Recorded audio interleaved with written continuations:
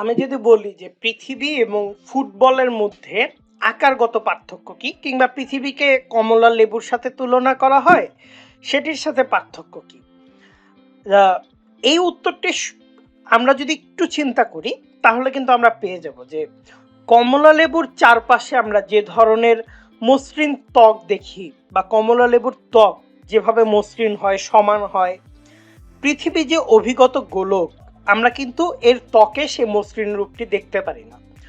কোথাও দেখতে পারি এবড়ো থেবড়ো, কোথাও বিশাল পাহাড়, কোথাও গিরিখাত, কোথাও সমুদ্র খাত, কোথাও মালভূমি, সমভূমি।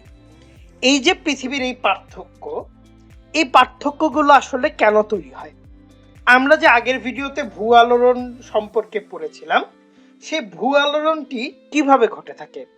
আসসালামু আলাইকুম বন্ধুরা, আশা করি সকলেই ভালো আছো।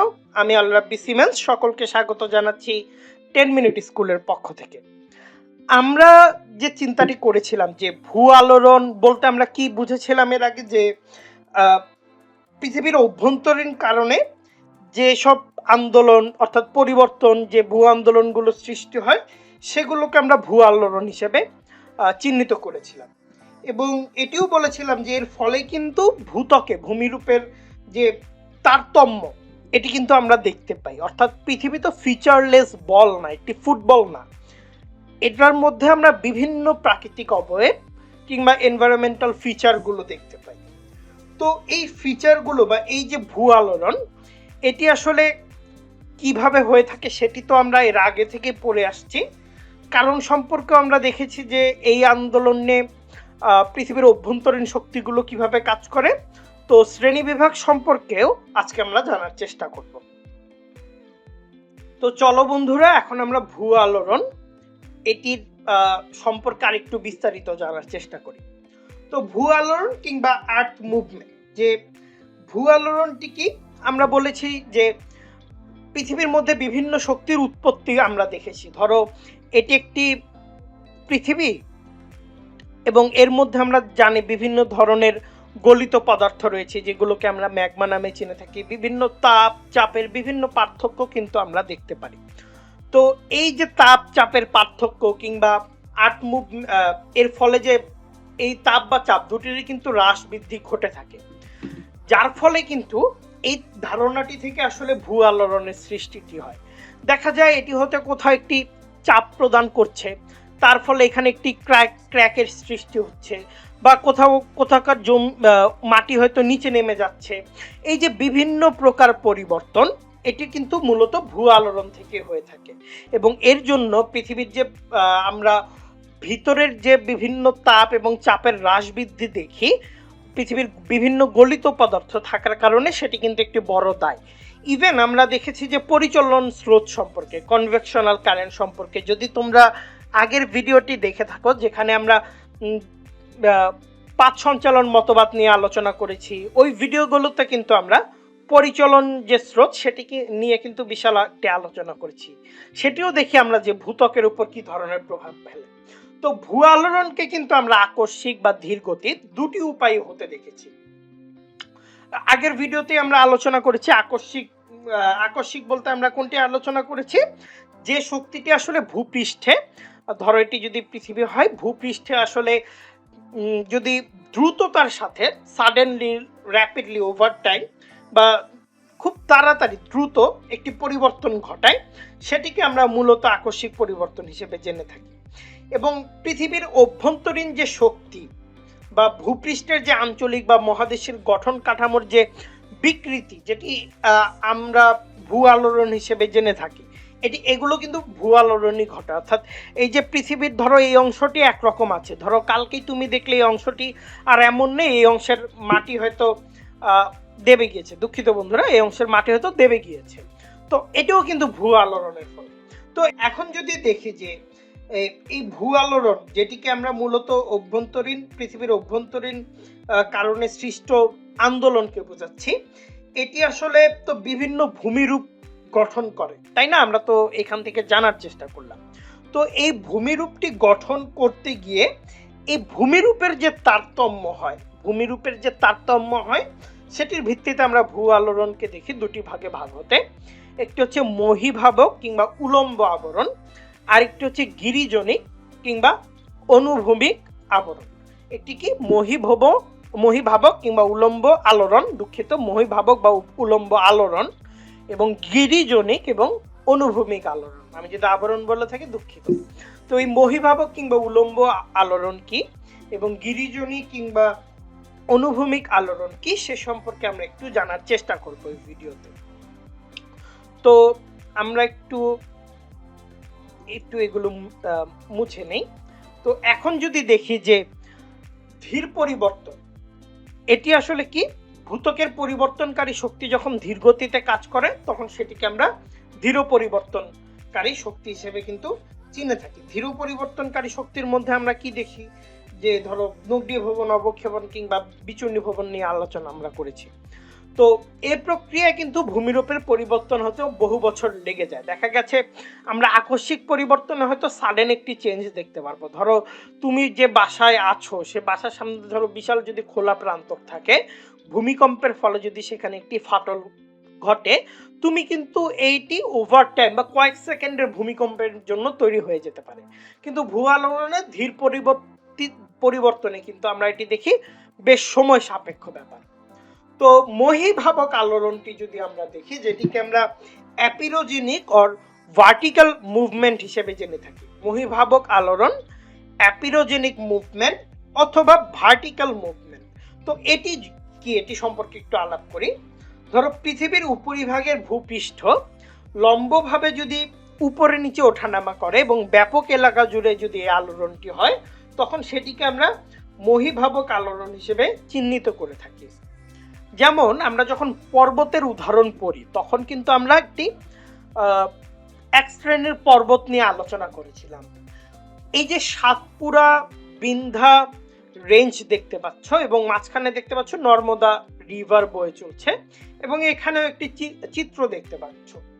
তোমরা একটু জানিয়ে দাও আমাকে যে এটি আসলে কোন ধরনের পর্বতকে চিহ্নিত করছে। 3, 2, 1। এটি চিহ্নিত করছে কিন্তু ফল্ট ব্লক মাউন্টেনের যে গঠন কাঠামো বা মেকানিজমটি সেটিকে কিন্তু চিহ্নিত করছে। তো আমরা এখানে দেখতে পারি যে এই মহীভাবক আলোড়নটি স্থানীয়ভাবে এই আলোড়নের প্রভাবটি আমরা মূলত বেশি দেখতে পারি, যেটি আবার ব্যাপক এলাকা জুড়ে সংগঠিত হয়ে থাকে। এবং মহীভাবক আলোড়নের ফলে যেমন আমরা এখানে ফল্ট ব্লক মাউন্টেনের একটি উদাহরণ দেখতে পেলাম বা মেকানিজমটি দেখতে পেলাম, তেমনি মালভূমি, চ্যুতি, স্রস্ত উপত্যকা কিংবা স্তূপ পর্বত, এগুলো ভূমিরূপের কিন্তু সৃষ্টি হতে পারে। তো মহীভাবক আলোড়নের ফলে কিন্তু আমরা দেখতে পারি আরাবিয়ান যে প্ল্যাটু বা আরব মালভূমি, আমি যদি একটু দেখি, এই আরব মালভূমি এবং আফ্রিকান মালভূমি, এই মালভূমি কিন্তু অ্যাপিরোজেনিক কিংবা ভার্টিক্যাল মুভমেন্ট হিসেবে চিহ্নিত করা যায় বা উদাহরণ হিসেবে এটির ব্যবহারটি করা যায়। এখন তোমাদের মনে কি এই প্রশ্নটি জেনেছে এটিকে কেন আমরা ভার্টিক্যাল মুভমেন্ট বলে থাকি, যেটিকে আমি ভি দিয়ে চিহ্নিত করলাম। ভার্টিক্যাল মুভমেন্ট এই জন্য বলে থাকছি, এই যে আলোড়নটি, এই পরিবর্তনটি কিন্তু আমরা উলম্বভাবে কিন্তু দেখতে পারবো, অর্থাৎ উপর থেকে নিচে উলম্বভাবে কিন্তু দেখতে পারবো। আমরা উপর থেকে নিচে আমরা বুঝালাম যে মানে খুব সাধারণ অর্থে আমরা হয়তো ব্যবহার করলাম। যদি পাঠ্য বইয়ের অনুসারে আমরা বলি তাহলে এই পরিবর্তনটি মূলত উলম্বভাবে আমরা দেখতে পারবো। কিভাবে উলম্বভাবে? ধরো এই যে আমরা এখানে ফল্ট দেখতে পাচ্ছি একটা, ধরো এই যে ল্যান্ডটি তুমি আজকে নিচে নেমে যেতে দেখছো, ধরো এখান দিয়ে নর্মদা নদী বয়ে গিয়েছে, এই যে এই অংশটি হচ্ছে এই অংশ, আর এটা হচ্ছে বিন্ধ্যা রেঞ্জ আর এটা হচ্ছে সাতপুরা রেঞ্জ। তো কোনো এক সময় এই ল্যান্ডটি আসলে কানেক্টেড ছিল বা একই উচ্চতায় ছিল। দেখা গিয়েছে নর্মাল ফল্টের কারণে, ওই যে আমরা ভূ আলোড়ন বা ভূ আন্দোলন সম্পর্কে পড়েছি, সেই ফল্টের কারণে হঠাৎ করে মাঝের যে অংশটি ফল্ট বরাবর নিচে নেমে গিয়েছে, কিংবা এই দুটি অংশ হয়তো একই স্থানে যথাস্থানে রয়েছে। আমি যদি একটু মিশিয়ে দেই, ধরো এই দুটি অংশ হয়তো যথাস্থানে রয়েছে, মাঝের অংশটি রাইজ করেছে বা আপলিফট হয়েছে বা উপরে উঠেছে আমরা যদি বলি। তো এই যে আমরা পরিবর্তনটি দেখলাম, এটি কিন্তু আমরা সম্পূর্ণ উলম্বভাবে দেখলাম, অর্থাৎ ইংরেজিতে বলি ভার্টিক্যালি দেখলাম। তো এই লম্বভাবে বা উলম্বভাবে পরিবর্তিত হওয়ার কারণেই এটিকে উলম্ব আলোড়ন কিংবা মহীভাবক আলোড়ন হিসেবে চিহ্নিত করা হয়েছে। যেমন বিন্ধ্যা রেঞ্জের ক্ষেত্রে কি ঘটেছে, ঠিক এই অংশটি কিন্তু ঠিক এই বরাবর ছিল। তোমরা দেখো এই দুটির দূরত্ব কিন্তু প্রায় দুঃখিত, এই দুটির উচ্চতা কিন্তু প্রায় সেম। তো এটিও আসলে এই অংশ বরাবর ছিল। হঠাৎ করে ফল্ট অনুসারে মাঝের অংশটি উলম্বভাবে দেবে যাওয়ায় মাঝে একটি উপত্যকার সৃষ্টি হয় এবং সেখান থেকে হয়তো কোনো পানি প্রবাহ থেকে একটি নদীর সৃষ্টি হয়েছে। তো এভাবেই কিন্তু এই পেরিজনিক মুভমেন্ট কিংবা মহীভাবক যে আলোড়ন, যেটিকে আমরা উলম্ব আলোড়ন কিংবা ভার্টিক্যাল মুভমেন্ট হিসেবে চিনে থাকি, সেই কাজটি কিন্তু হয়ে থাকে। তো আশা করছি তোমরা মহীভাবক এবং বা উলম্ব আলোড়ন সম্পর্কে কিন্তু ক্লিয়ার হয়েছে। তো আমরা যদি সাম আপ করি তাহলে আমরা বুঝতে পারবো যে পৃথিবীর উপরিভাগের ভূপৃষ্ঠটা, ধরলাম এটি একটি পৃথিবীর উপরিভাগের পৃষ্ঠ, এটি যদি লম্বভাবে উপরে নিচে কিংবা উপরে ওঠানামা করে এবং এটি যদি ব্যাপক এলাকা জুড়ে সংগঠিত হয়, যেমন বুঝতে পারছো এই অংশটি ব্যাপক এলাকা জুড়ে সংগঠিত হয়েছে, কেননা এখানে নইলে একটি নদীর সৃষ্টি হতে পারতো না। তো এটিকে আমরা কিন্তু বলে থাকি মহীভাবক আলোড়ন, যেটিকে আমরা এপিরোজেনিক মুভমেন্ট কিংবা ভার্টিক্যাল মুভমেন্ট হিসেবে চিনে থাকি। তো এখন যদি আমরা আরেকটি আলোড়ন নিয়ে কথা বলি, যেটি আমরা পড়েছিলাম, সেটি হচ্ছে গিরিজনিক কিংবা অরোজেনিক মুভমেন্ট। গিরিজনিক আলোড়ন ভূপৃষ্ঠে অনুভূমিকভাবে হয়ে থাকে, যেটিকে আমরা হরিজন্টাল ডিরেকশনে কিন্তু দেখে থাকি।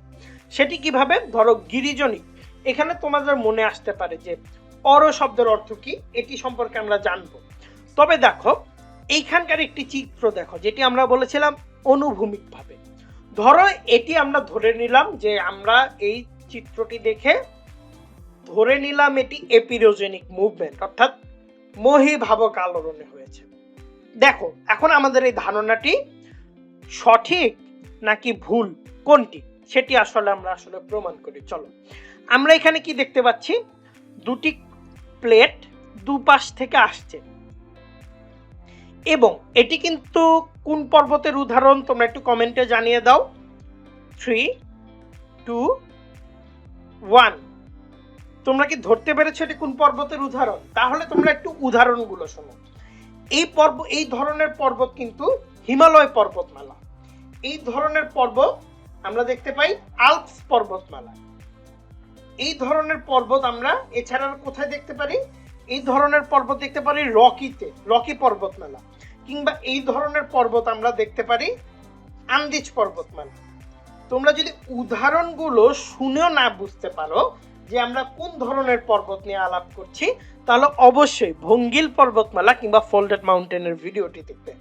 সেখানে কিন্তু এই পর্বতটি কিন্তু ফোল্ডেড মাউন্টেন, আমরা এটি নিয়ে আলোচনা করেছিলাম, যে দুটি প্লেট দুপাশ থেকে ধাক্কা দিচ্ছে এবং মাঝখানে সামুদ্রিক যে পলল যে ভূমি, সেটি ভাঁজ হয়ে এই ধরনের একটি ভূমিরূপ গঠন করেছে, যেটি তোমরা দেখতে পাচ্ছ। তো আমরা বলেছিলাম এটি এপিরিজনিক মুভমেন্ট। আমরা ধরো এটি দেখিনি, এই টাইটেলটি দেখিনি, কিন্তু আমরা কিন্তু একটি ডিরেকশন দেখতে পেলাম। ডিরেকশনটি কি সম্পূর্ণ অনুভূমিকভাবে কিন্তু আসলো, অর্থাৎ একদম দেখো সারফেসের সমান্তরালে আমরা এটিকে দেখতে পাচ্ছি। কিন্তু এপিরোজনিকের ব্যাপারে কিংবা মহীভাবকের ব্যাপারে কিন্তু আমরা উলম্ব ডিরেকশন দেখেছিলাম, অর্থাৎ ডিরেকশনের পার্থক্যের কারণে কিন্তু আমরা দেখলাম এখানে যে অনুভূমিকভাবে একটি পর্বত গড়ে উঠেছে, যেটিকে অনুভূমিক প্রক্রিয়া একটি পর্বত গড়ে উঠেছে, যেটিকে আমরা এখানে ফোল্ডেড মাউন্টেন হিসেবে চিহ্নিত করছি। প্রকৃতপক্ষে অরোজেনিক কথাটি আসলে গ্রিক শব্দ, এটি আসলে অরস থেকে উৎপত্তি লাভ করেছে। অরস শব্দের অর্থ হচ্ছে শৈল বা পাহাড়, সেখান থেকে আসলে অরোজেনিক কথাটি চলে এসেছে। অরোজেনিক শব্দের অর্থ হচ্ছে পর্বত সম্বন্ধীয়। তো বুঝতে পারছো মূলত এখানে যে পার্শ্ব প্রক্রিয়ার ফলে পার্শ্ব বা অনুভূমিকভাবে যে চাপটি সৃষ্টি হয়েছে, ভূপৃষ্ঠে পার্শ্বিকভাবে যে চাপটি সৃষ্টি হয়েছে, সেটির ফলে একটি পর্বত গড়ে উঠেছে, জন্য এটিকে আমরা অরোজেনিক কিংবা গিরিজনিক আলোড়ন হিসেবে জেনে থাকলাম। তো এরপর যদি দেখি গিরিজনিক আলোড়ন, যে এতে ভূত্বকের কোথাও দেখা যায় সংকোচন অথবা টানের দরুন বা প্রসারণের সৃষ্টি হয়। তো এইখানে হয় কি, ধরো একটি স্থানে যদি চাপ সৃষ্টি হয়, দেখা যায় অপর একটি স্থানে, ধরো এই স্থানটিতে যদি চাপ সৃষ্টি হলো, আমরা দেখতে পারবো অপর একটি স্থানে এখানে টানের সৃষ্টি হবে। এই আলোড়ন আমরা সমুদ্র গর্ভে দেখা যায় বিশাল অঞ্চলব্যাপী কিন্তু দেখতে পারি, যেখানে যে সঞ্চিত পলিসমূহ থাকে, ধরো পলিসমূহ রয়েছে, ধরো এই অংশটিতে পলিসমূহ রয়েছে, এই পলিসমূহ দেখা যায় পেষণ কার্যক্রমের ফলে, পেষণ কার্যক্রম বলতে আমি বোঝাচ্ছি আনুভূমিক যে প্রক্রিয়াটি কাজ করে, সেটির ফলে দেখা যায় ধীরে ধীরে এটি আস্তে আস্তে উপরে উঠে আসে। ধরো আগে এইভাবে ছিল, এই চারপাশ থেকে চাপ দেওয়ার ফলে, আমরা ধরো একটি পেপার নিলে সেটি যদি দুই হাত দিয়ে দুই পাশে চাপ দিয়ে, দেখা যাবে কোথাও উঁচু হয়েছে কোথাও নিচু হয়েছে, এমন ঢেউ খেলানো একটি অবস্থা তৈরি হবে। এটির ফলে কিন্তু আমরা দেখতে পাই গিরিজনিক আলোড়ন থেকে সৃষ্টি। তো একটু আগে বলেছিলাম যে গিরিজনিক আলোড়ন ভূপৃষ্ঠে অনুভূমিক আকারে কাজ করে, যার জন্য এটিকে হরিজন্টাল মুভমেন্ট বলা হয়। এবং এই আলোড়নের ফলে কিন্তু আমরা পৃথিবীতে দেখতে পারি যে ভঙ্গিল বা ভাঁজ পর্বতমালা গুলো বা ফোল্ড যে মাউন্টেন, সেগুলো কিন্তু গঠিত হয়। যেমন এই চিত্রেতে তোমরা দেখতে পাচ্ছ, এখানকার পর্বতগুলো দেখো কোথাও উঁচু কোথাও নিচু। এই যে এভাবে এই ডিরেকশনটা আঁকলে হয়তো আরো ভালো বুঝতে পারবে। দেখো এই যে এই ধরনের একটি উঁচু নিচু ভাঁজ কিন্তু তারা গিরিজনিক আলোড়নের ফলে তৈরি হয়। এবং এইসব ভাঁজে আমরা পৃথিবীর বিশাল বিশাল, মূলত সবচেয়ে বড় বড় পর্বতমালা বা পর্বত শ্রেণীগুলো গড়ে উঠতে দেখি, জন্য কিন্তু এটিকে বলা হয় যে গিরিজনিক আলোড়ন কিন্তু পর্বত সম্বন্ধীয় একটি মুভমেন্ট। তো আমরা এখানে এই আলোড়নের যে বিশাল ধরনের ভঙ্গিল বা ভাঁজ পর্বতমালা তৈরি হয় সেটি সম্পর্কে জানলাম। এবং কিছুক্ষণ আগেই কিন্তু বলেছিলাম গিরিজনিক আলোড়নের ফলে কিন্তু আমরা হিমালয় কিংবা আল্পস পর্বতমালা কিন্তু গঠিত হতে দেখি। তো আমরা যদি অরোজেনিক মুভমেন্ট কিংবা গিরিজনিক আলোড়নটি সামারাইজ করি, তাহলে আমরা একদম যদি শব্দ থেকে করি তাহলে দেখতে পারবো অরস শব্দের অর্থ হচ্ছে পাহাড় বা পর্বত বা শৈল, যেটি আসলে পর্বত সম্বন্ধীয় একটি মুভমেন্ট বলে আমাদের কাছে ধারণা লাভ করে, যেখানে ভূত্বকের যে চাপ সংকোচন প্রসারণের ফলে কিন্তু দেখা যায় পলল ভূমিতে এক ধরনের ভাঁজ সৃষ্টি হয়ে আমরা পৃথিবীর ভঙ্গিল পর্বতমালাগুলোকে দেখা যায় এই প্রক্রিয়াতেই বা এই তারতম্য অনুসারে কিন্তু আমরা তৈরি হতে দেখি। তো আমরা আজকে ভূ আলোড়ন কি সেটি সম্পর্কে জানলাম, এটি কেন তৈরি হয়, পৃথিবীর অভ্যন্তরীণ শক্তি এটিকে কিভাবে তৈরি করে সেটি সম্পর্কে জানলাম। এবং এই যে ভূপৃষ্ঠ গঠিত হয়, ভূপৃষ্ঠের যে তারতম্য, ভূমিরূপের যে পরিবর্তন, এই পরিবর্তনের যে তারতম্য, এই তারতম্য অনুসারে কিন্তু ভূ আলোড়নকে আমরা দুটি ভাগে ভাগ করেছিলাম, মহীভাবক আলোড়ন বা উলম্ব আলোড়ন। মহীভাবক আলোড়ন এপিরোজেনিক মুভমেন্ট, বা উলম্ব আলোড়ন যদি বলি তাহলে বলা যায় ভার্টিক্যাল মুভমেন্ট। আর গিরিজনিক আলোড়ন যদি বলি অরোজেনিক মুভমেন্ট, আর অনুভূমিক আলোড়ন যদি বলি হরিজন্টাল মুভমেন্ট। বুঝতেই পারছো ভার্টিক্যাল কেননা এটি উপর নিচ সম্বন্ধীয়, এবং আরেকটা বলছি হরিজন্টাল, এটি আসলে পার্শ্বীয় সম্বন্ধীয়। তো আশা করছি এই গিরিজনিক আলোড়ন কিংবা মহীভাবক আলোড়ন এটি সম্পর্কে তোমরা ক্লিয়ার ধারণা পেয়েছো। এবং এই দুটি শব্দের পরিবর্তে যদি উলম্ব আলোড়ন কিংবা অনুভূমিক আলোড়ন শব্দ দ্বয় যদি উচ্চারিত হয়ে বা লিখিত আকারের প্রশ্ন আসে, সেটিও তোমরা উত্তর করতে পারবে। তো আমরা এখন একটি কুইজে চলে যাই। তো আশা করছি কুইজটি তোমরা সকলেই পারবে, খুবই সহজ একটি কুইজ। তোমাদের কাছে প্রশ্নটি হচ্ছে অরস শব্দের অর্থ কি? অরস শব্দের অর্থ নদী, পর্বত, মালভূমি না সমভূমি? তো তোমরা কমেন্ট সেকশনে জানিয়ে দাও। তো কমেন্ট সেকশনে আমরা দেখলাম অরস শব্দের অর্থ অনেকেই পর্বত, আমি এটি শিওর পর্বত জানিয়েছ, যে কেননা একটু আগে আমরা পড়েছি যে অরোজেনিক যে মুভমেন্ট যেটি নিয়ে আমরা আলোচনা করেছি সেটি কিন্তু অরস, যেটি আসলে কোন ভাষার শব্দ সেটি তোমরা বলতে পারবে? এটি কিন্তু গ্রিক ভাষার শব্দ। তো এই অরস শব্দ থেকে কিন্তু অরোজেনিক মুভমেন্টের টার্মিনোলজিটি ব্যবহার হয়েছে। এই শব্দটি আমরা আরেকটি জায়গায় পাবো যখন আমরা জলবায়ু নিয়ে আলোচনা করব এবং সেখানে বৃষ্টিপাত নিয়ে আলোচনা করব, আবার বৃষ্টিপাতের যখন শ্রেণী বিভাগ নিয়ে আলোচনা করব, তো আমরা সেখানে দেখব অরোগ্রাফিক রেইনফল। এই অরোগ্রাফিক রেইনফলও কিন্তু অরস শব্দ থেকে উৎপত্তি। তো অরোগ্রাফিক রেইনফল নিয়ে চমৎকার একটি গল্প আছে যে প্রাচীন গ্রিসে অরোগ্রাফিক রেইনফলের জন্যই নাকি গ্রিক দেবতা জিউসের ধারণার উৎপত্তি। তো তোমরা যদি সেই গল্পটি শুনতে চাও অবশ্যই 10 মিনিট স্কুলের সাথে থাকবে এবং সেই গল্পটি আমরা শুনবো জলবায়ু অধ্যায়ে যখন আমরা পড়ব বৃষ্টিপাতের শ্রেণী বিভাগ নিয়ে, তখন আমরা এই গল্পটি শুনবো আর সেখান থেকে কিভাবে জিউস দেবতার ধারণা সৃষ্টি হয়েছে সেটি সম্পর্কে জানবো। তো আজকের মতো বন্ধুরা এখানেই 10 মিনিট স্কুলের পক্ষ থেকে বিদায় নিচ্ছি আমি আল রাব্বি সিমেন্স। সকলেই ভালো থেকো। Never stop learning. আসসালামু আলাইকুম।